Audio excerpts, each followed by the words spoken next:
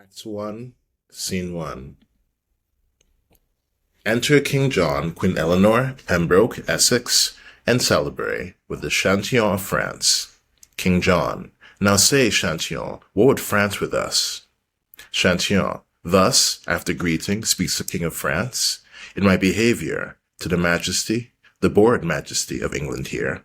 Queen Eleanor. A strange beginning, bored Majesty.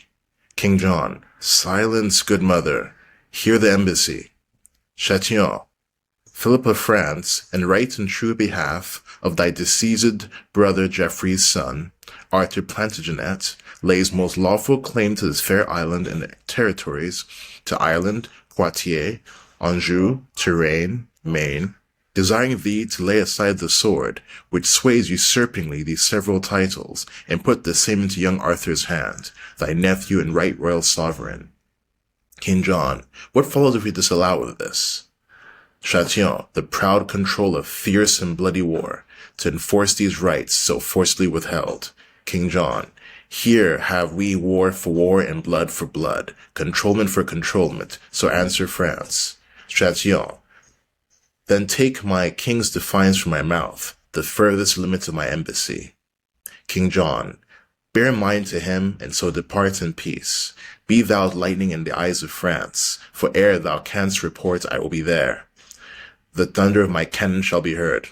So thence, be thou the trumpet of our wrath, and sullen presage of your own decay. An honorable conduct let him have. Pembroke, look to it. Farewell, Chatillon. Queen Eleanor, what now, my son? Have I not ever said how that ambitious Constance would not cease till she had kindled France and all the world upon thy right and party of her son? This might have prevented and made whole with very easy arguments of love, which now the manager of two kingdoms must with fearful bloody issue arbitrate. King John, our strong possession are rights for us. Queen Eleanor, your strong possession much more than your rights, or else it must go wrong with you and me. So much my conscience whispers in your ear, which none but heaven and you, I shall hear. Enter a sheriff. Essex, my liege, here is the strangest controversy, come from the country to be judged by you, that I ever heard.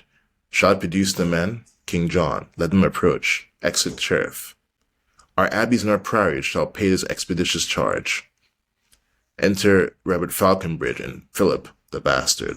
What men are you? Says King John.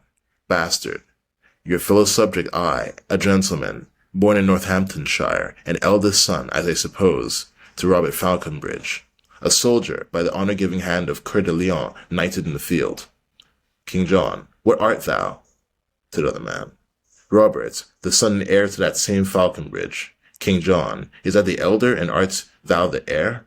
You came not of one mother then, it seems. Bastard, most certain of one mother, mighty king, but that is well known, and as I think, one father. But for the certain knowledge of that truth, I put you o'er to heaven, and to my mother. Of that I doubt, as all men's children may.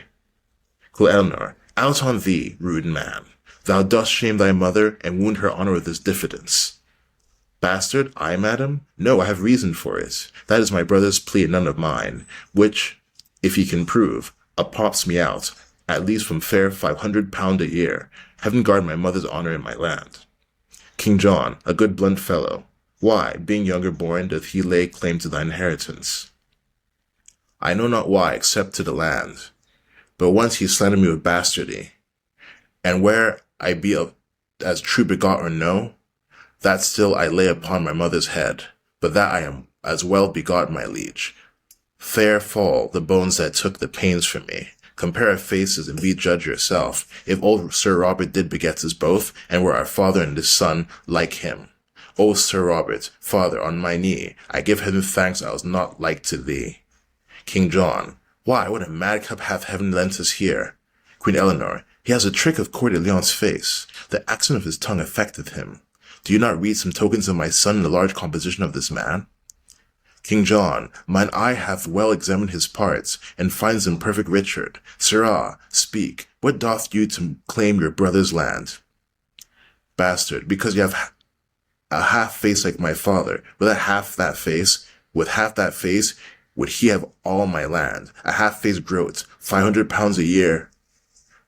Robert, my gracious liege, When that my father lived, your brother did employ my father much. Well, sir, by this you cannot get my land. Your tale must be how he employed my mother, and once dispatched him in an embassy to Germany, this says Robert, there with the emperor, to treat of high affairs touching that time. The advantage of his absence took the king, and in the meantime sojourned at my father's, where how he did prevail I shame to speak, but truth is truth. Large lengths of sea and shores between my father and my mother lay, and I have heard my father speak himself, when this same lusty gentleman was got, upon his deathbed, he by will bequeathed his lands to me, and took it on his death, that this my mother's son was none of his, and if he were, he came into the world full 14 weeks before the course of time. Then good, my liege, let me have what is mine. My father's land as was my father's will. Sirrah, your brother is legitimate. Your father's wife did after wedlock bear him, and if she did play false, the fault was hers, which fault lies on the hazards of all husbands that marry wives. Now tell me, how if my brother, who, as you say, took pains to get this son, had of your father claimed this son for his? In sooth, good friend, your father might have kept this calf half bred from his cow, from all the world, in sooth he might. Then, if you were my brother might not claim him, nor your father, being none of his, refuse him. This concludes, my mother's son did get your father's heir, and your father's heir must have been your father's land. Robert, shall then my father's will be of no force to dispossess that child which is not his? Bastard, of no more force to dispossess me, sir, than was his will to get me, I think.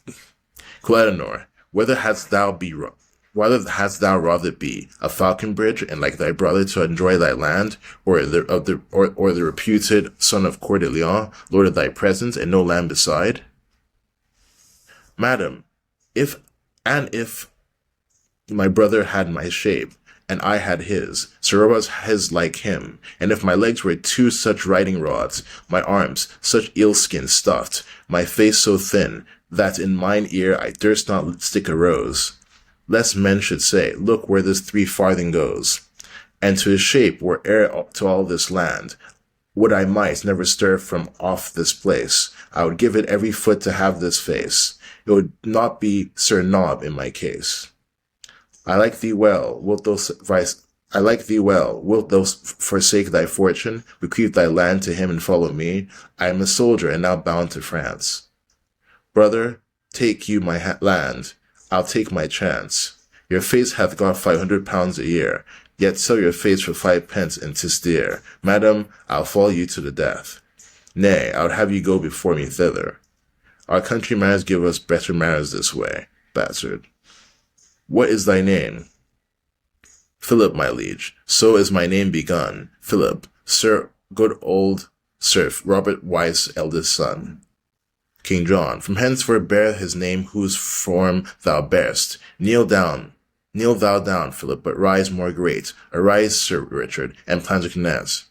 Bastard, brother by thy mother's side, give me your hand. My father gave me honor, yours gave land.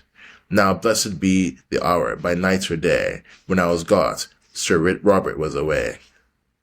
Quoth Eleanor, the very spirit Plantagenet, I am thy grandmam, Richard, call me so. Bastard, madam, by chance, but not by truth. What though? Something about a little rites from the night,